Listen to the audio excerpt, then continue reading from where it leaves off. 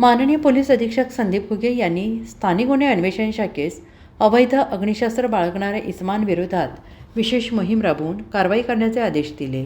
त्या सूचनेनुसार पोलीस निरीक्षक सतीश शिंदे यांच्या मार्गदर्शनाखाली सहाय्यक पोलीस निरीक्षक नितीन सावंत आणि त्यांच्या पथकाने ही कारवाई केली। गोपनीय माहितीच्या आधारे मिरज म्हैसाळ रोडवरील टोल नाक्याजवळ एक इसम पिस्तूलसह फिरत असल्याची बातमी स्थानिक गुन्हे अन्वेषण शाखेच्या पथकाला मिळाली। त्यानुसार पथकाने टोल नाक्याजवळ सापळा रचून निगराणी केली। काही वेळाने संशयित इसम दिसतात त्यास पळून जाण्याची संधी न देता शिताफीने ताब्यात घेण्यात आले। सदर इसमाने आपले नाव फिरोज सलीम शेख, वय वर्ष 19, राहणार बिस्मिल्लाह कॉलनी, गौसिया रोड, मिरज असे सांगितले। पंचांसमक्ष त्याची अंगझडती घेतली असता त्याच्याकडून एक देशी बनावटीचे गावठी पिस्तूल आणि 2 जिवंत काडतुसे असा मुद्देमाल मिळून आला। पिस्तूल आणि काडतुसे याबाबत विचारणा केली असता त्याच्याकडे कोणतीही कायदेशीर परवाना नसल्याचं उघड झालंय। तात्काळ सदर शस्त्रास्त्र मुद्देमाल पंचांसमक्ष जप्त करण्यात आला।